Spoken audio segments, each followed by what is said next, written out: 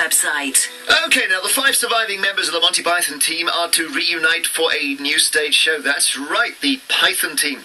One of them, Terry Jones, has been on Twitter to confirm the swirling rumours that the iconic comedy group are working together again. He's also been refreshingly honest about their motivation. He says it's all about the money.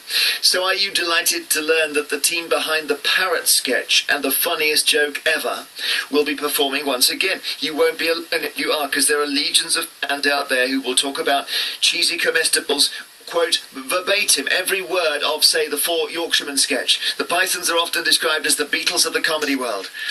But what if, and I will just whisper this, because it's considered close to heresy, you've never found Monty Python funny? Any of it? Are you left cold and bemused by the Ministry of Silly Walks and the sketch about spam?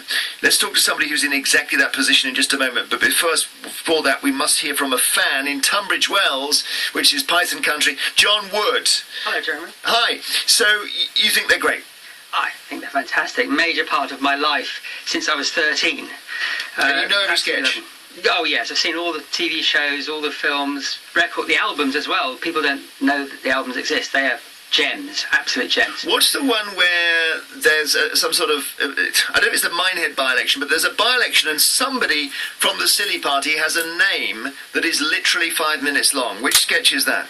You're muddling up 2 sketches there, actually.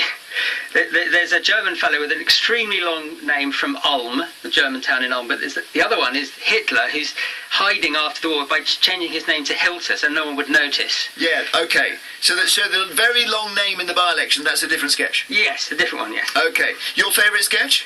I thought you might ask me that. I love the early stuff, things like trying to buy a mattress, or the silly job interview, or how to defend yourself against fresh fruit. Yeah, I remember that. Yeah, and the attacks him with a stick or something, or pointed stick. Yeah, that's right. Eric Idle says, "What about a pointed stick?" He says, "Shut up."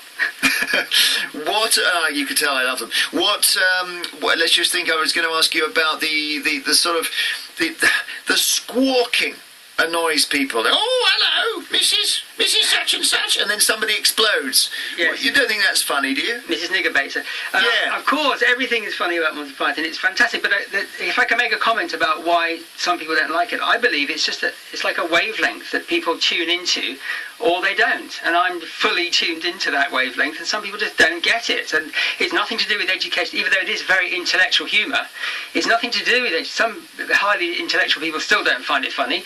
So it's just whether you like it or not, like Marmite, really. Can you recite all the cheese in the cheese shop sketch? No. I can't do Red Leicester, Emmental, all that. Japanese stage dive. I know bits of it, but don't pretend. I'm not one of these fans that stands and embarrasses everybody in bars by shouting sketches.